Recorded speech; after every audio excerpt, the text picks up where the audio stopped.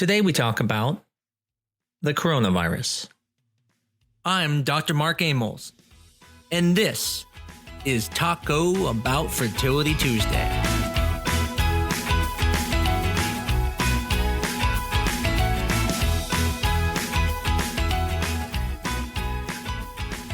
Well, times are definitely different today. Unless you've been living under a rock, you are quite aware of the coronavirus. Now, I'm going to touch on the coronavirus a little bit, but really this is a discussion about how is it going to affect your fertility? How it's going to affect pregnancy. So what do we know about this virus? We know the virus is more communicable, meaning it can be passed along to people, more common than things like the flu. We also know there's a wide spectrum of symptoms, from very mild to people who don't know they have it, to extremely sick where people are dying at a higher rate than things like the flu. Specifically, people are really not dying from the virus. They're actually dying from the reaction their body is having to the virus. The reaction is a normal reaction. It's the body fighting the virus. But with that, swelling occurs. This swelling in the lungs can make oxygen transport across the membranes of the lungs more difficult. This then leads to difficult breathing, and is why you hear about some people being on ventilators. But even a ventilator cannot force the air across those mucous membranes in the lungs if there's too much swelling. What people are dying from is called acute respiratory distress syndrome. This is where the lungs fill up with so much fluid, not just pneumonia, but the entire lungs filling up with fluid, that even a ventilator can no longer support breathing. Now, it doesn't mean this virus doesn't affect other organs. It may, but the lungs are the ones being affected the most and is the area causing the most damage and harm to people. About 80% of people infected with the coronavirus will have relatively mild symptoms. And about 20% of people are going to get seriously ill. And a portion of them will even need to go on ventilators. And approximately 1 to 2% of people could even die from the virus. Now, at first glance, when you look at those numbers, 1% doesn't seem high. But the issue is that 1% is when giving medical treatment to treat the coronavirus. The concern that we have is as the number of people go up, that 1% will become higher, not because more people will die from coronavirus, but because we won't have enough treatment to treat the people who have coronavirus. And so people will die because they don't get the treatment they need. And then that number can go much, much higher. So when you think of it, there are really two things that we need to be worried about. The first thing we need to be worried about is catching the coronavirus, because we can, in general, get sick on our own, and we could die due to a reaction that we have from the virus that can make it for us unable to breathe. There is a second risk, which is the risk that would occur if too many people get sick at the same time. Then hospitals and doctors will not be able to keep up with the pandemic, and people will have to, unfortunately, die because there is no amount of doctors, ventilators, and beds to treat everyone. So why am I talking about this? Because this is why many of the fertility clinics, are closed down. They're closed for your safety, for their safety, and they are closed in general for the American public, because if we get too many people sick, then people are going to die, not because of the virus, but because of the inability for the doctors to be able to handle that many patients at the same time. And this creates a very difficult situation because, as you know, the CDC, the American College of OBGYNs, has not come out and told people not to get pregnant. That means everybody on earth can try to get pregnant. But if you have infertility, you can't. Now, before we go into what effect that's having on you, let's talk a little bit about then, what about coronavirus infertility? Has there been any studies yet showing it affects fertility? There was a study in the beginning that found that it may affect men. That study was actually removed because it was erroneous. This highlights a critical point: the fact that we know very little about how the virus affects fertility, and the fact that even the things we know, we find out later were wrong. So the information out there is all over the place. At this time, although the research is still ongoing, there have not been any studies done to see if contracting the COVID-19 infection will make it harder to get pregnant now or later. So the takeaway here is that we don't think it affects fertility, but we also don't have all information yet to really know. When compared to other outbreaks by viruses similar to the coronavirus, such as SARS, we have not seen fertility issues, so we believe that will be similar in this situation. So what about pregnancy? How does it affect pregnant women? Will it make them sicker? Do they have higher risk? Will it affect the baby? Well, according to the World Health Organization, pregnant women don't appear to be at greater risk for illness related to COVID-19. And only 1% of pregnant women infected experienced severe illness that required medical attention. Whereas the CDC does have information on adverse pregnancy outcomes in pregnant women with COVID-19. But most of their data is coming from prior related coronaviruses such as SARS and MERS during pregnancy. The actual evidence right now in pregnancy is that it isn't transmitted to the baby. But again, the information is still coming in. We do not know 100%. What we do know is women in general, when they are pregnant, are at higher risk of getting infections because they're immunocompromised. Their bodies are supposed to not fight infections as much because you're pregnant. And that can lead to getting infections more.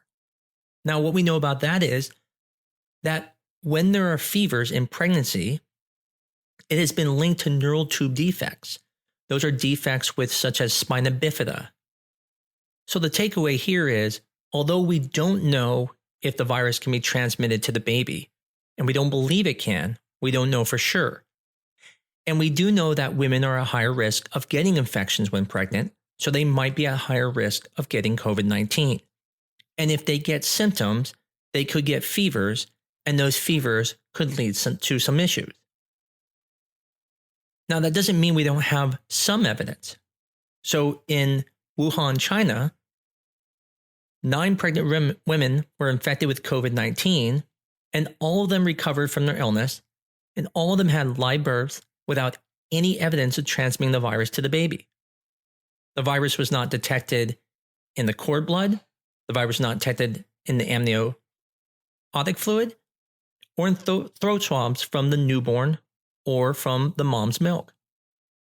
However, recently, there were 3 infants born to women with the virus in China, and the question is, did the virus occur of transmission during the delivery, or did it occur in utero?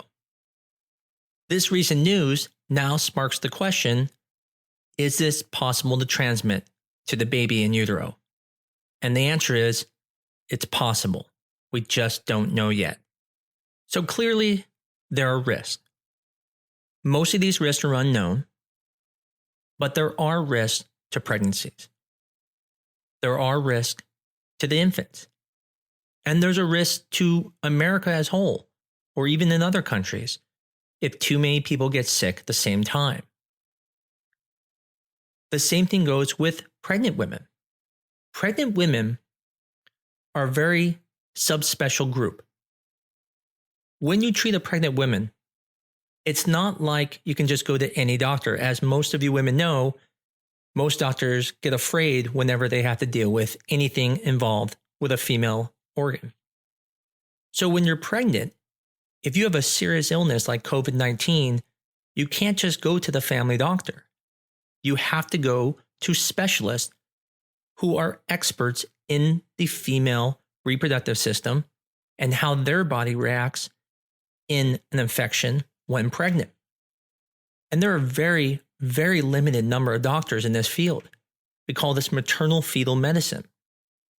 Now, it doesn't mean OBGYNs can't help, but most OBGYNs do not work with ventilators. And most ICU doctors are not working with pregnant women. And so if even 1% or 2% of all pregnant women got put on ventilators, this would be a great burden to the medical system because there just is not enough doctors. And potentially, death could occur again, not because of the fact of just the virus, but because of the fact there's not enough options to treat everyone. Because of this, on March 17, 2020, the American Society for Reproductive Medicine released clinical recommendations to the public and to doctor offices who provide fertility medication. These recommendations were based on the public health concepts of containment, mitigation, and resource optimization, and that they would apply to all reproductive medicine practices regardless of the setting and take into consideration the health of patients, providers, physicians, clinical staff, and the population as a whole. The first recommendation was to not initiate any new treatment cycles. This includes ovulation induction, IUIs, IVF, and any non-urgent egg or embryo freezing. The second recommendation was to strongly consider canceling all embryo transfers, whether they are fresh or frozen. The third recommendation was to continue caring for people who are in cycle or who have urgent needs for stimulation or cryopreservation. That's both egg or embryo freezing. Number 4, to postpone elective surgeries and any non-urgent diagnostic procedures. And number 5, to prioritize telehealth over in-person contact. They went on to further define diminished ovarian reserve and said while age and diminished ovarian reserve are time sensitive, at present, these should not be included in the definition of urgent care. Not surprising to say, this recommendation was not taken easily by everyone. On one side of the table, you had doctors like myself and others who felt this was overreaching, who felt that fertility is not something elective. It is something like any other medical problem, a disease. On the other side of the table, there were doctors who, I will quote, put assisted reproductive technology is considered an elective procedure, and it is expected that the response to COVID-19 will redirect healthcare resources towards urgent and emergent endeavors. So who's right? Who's wrong? The answer is neither are wrong. Both group of doctors are looking out for the best care of their patient. We all want the same goal. It's just each of us are looking at the risk different. The doctors who support closing everything, it's not that they don't think fertility is important, but that the risk of staying open may pull resources from the other doctors who are trying to treat the COVID-19 pandemic. The group on the side who wants to stay open feels like the risk to COVID-19 is small because maybe their area hasn't had the virus yet or has very minimal of it, and feels like why should patients not be able to get pregnant just because they have a medical problem? When this first came out, I was the ones upset. I was the ones who felt this isn't fair to patients. But I was also fortunate enough to be in the state that did not have a large outbreak of COVID-19. Whereas in New York, I don't even think this is debatable. But With the continued progression of this virus, we see that everyone is going to get infected. With the questionable evidence now coming out that it may affect pregnant women, maybe even babies, my opinion has changed some. I still am in the camp of wanting to proceed with fertility treatment, but I also now recognize that this is a bit of a danger and that their intentions were wholehearted and altruistic. So, how do we as doctors overcome this dilemma when we know there's risk, but we also know there's risk of not providing treatment to our patients? I wish I had the answers. Now, I think if we could provide care without taking risk ourselves, without risking other patients, then this would be a very easy decision. The question is, how do we do that? Do we give every patient masks? Do we check your temperature at the front door? How do we prevent people from getting this virus? How do we prevent it from getting worse? I wish we had the answer. To make it even more difficult, many states have passed laws that prevent elective procedures from occurring and non-urgent procedures from occurring. And there's no question, although IVF may not be elective, it is not an urgent procedure. So then, do we look to doctors to break the law to be able to provide treatment? As you can see, this is a very difficult situation for physicians. Our number one thing is to do no harm, but we also want to help. That's why we went into this field. The reason some of these doctors are risking their lives on the front line is because we all worked hard to get to this point. This is what we wanted to do. So now fertility doctors are in this position where do we not treat our patients to protect other people and to protect our coworkers on the front line? As a doctor, the ethical dilemma is enormous.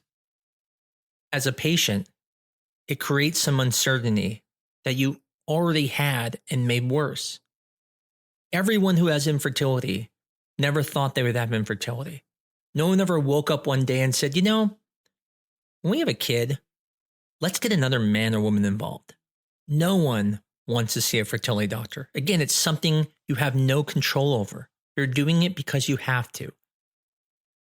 Well, now you're put in another position. Now you can't do something because someone else won't do it for you because another group is not letting them. And so now, as a fertility doctor, I can't even give you a timeline of when things are going to be okay because nobody knows. And in all honesty, really, nobody knows. Our president just changed the date of the stay at home recommendations to add a whole nother month. This shows how little we know about this virus and how it's changing day by day. I can't imagine how hard this has to be for fertility patients right now. To be in this holding pattern, not knowing when you're going to be able to seek the help you need.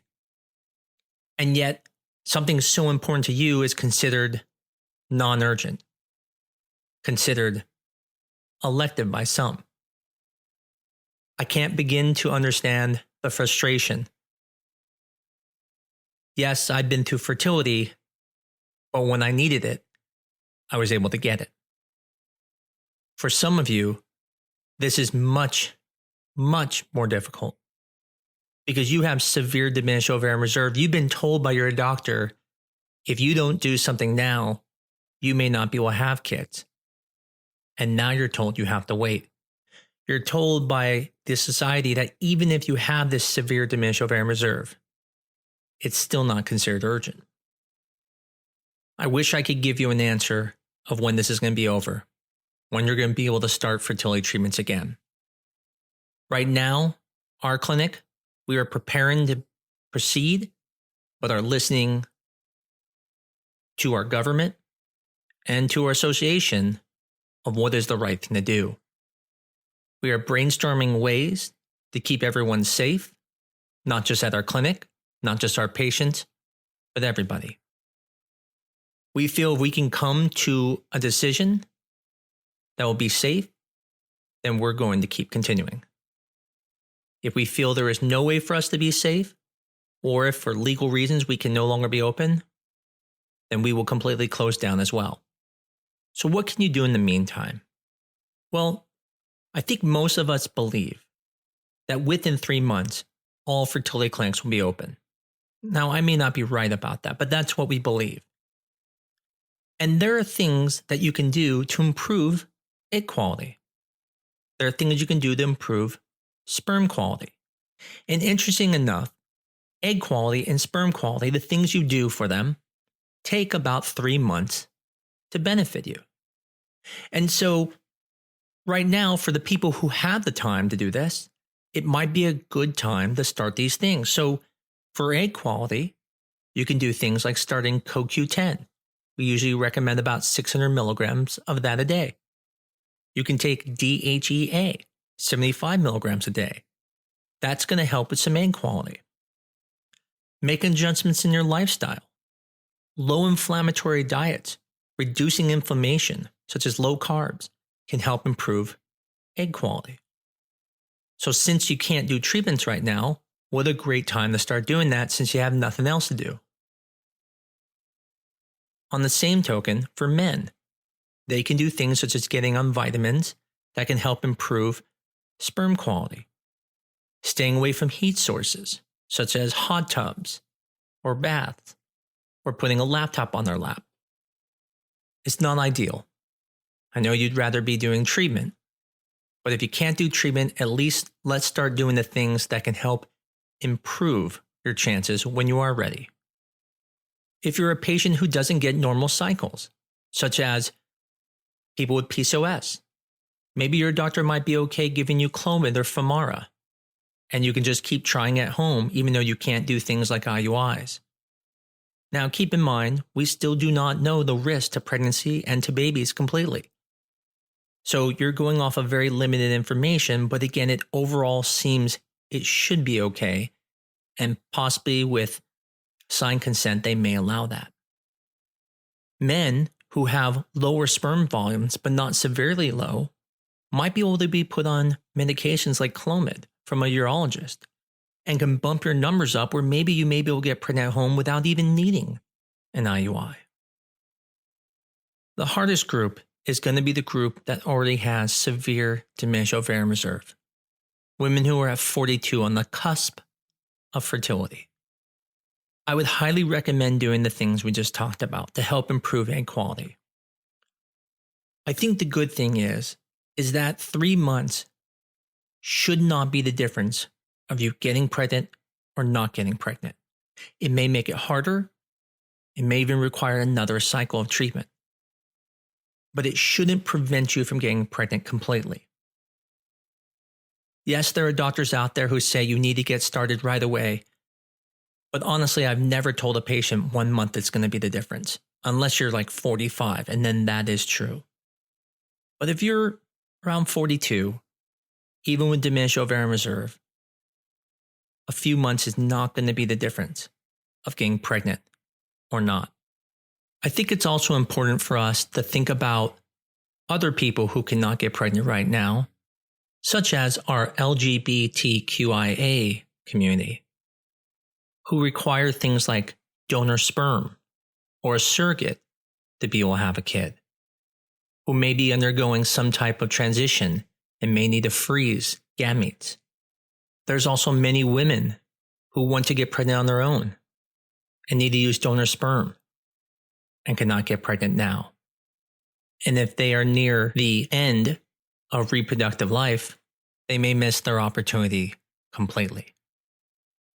I'm not going to talk about how to limit your risk of exposure to COVID-19 or how to prevent getting COVID-19. There are many resources out there for you, such as the CDC website. But what I do want to say is that I'm sorry. I know this is a very difficult time for everyone, and I wanted you to understand But this is also a very difficult time for reproductive doctors. I can't tell you how many times I've had conversation with my friends who are other doctors about how frustrated we are, how we want to do the right thing, but we know the right thing is also the wrong thing in one situation, and the wrong thing is the right thing in another. This is not easy. And so I ask that everyone just understand that we really do want what is best for you. We want to prevent our employees from getting sick. We want to prevent people from dying from too many people getting sick and not being enough respirators. In the end, whatever the decision your clinic takes, they're trying to do the best and balance that ethical dilemma. And the support we get from you, even though you still are disappointed, we greatly appreciate. And we want you to understand that as soon as we can start, we will. And when we do start, there's going to be a backlog, and we appreciate people understanding that we're going to do our best to get everyone through as fast as possible. In the meantime, take this time to help improve your egg quality, your sperm quality. If you're thinking about using donor sperm, maybe start looking at those donors. If you're thinking about using a surrogate, start looking into that process. If you're planning on doing IVF to prevent a disease, maybe start on working on the probe now. Anything you can do in this meantime, when we can't do treatment, take advantage of that time to get those things done. When it comes to the clinics that are still running partly, please do not go to the clinic if you have any symptoms of being ill. I know how bad you want to be pregnant, but it's never worth risking the lives of the people that are helping you. And most of all, please be safe. I don't know how I could sleep at night if I knew I infected a patient and they succumbed to this disease because we stayed open. I wish everyone a safe week. Please stay home if you have the possibility of doing it. And don't forget, even 3 months should not be the reason you can't get pregnant. I look forward to talking to you all again next week. And as always, appreciate all the reviews and recommendations. If you have questions, please send them to tbft@newdirectionfertility.com. That's TBFT like in Taco Bout Fertility Tuesday at newdirectionfertility.com. I love you all, and we'll talk to you next week on Taco Bout Fertility Tuesday.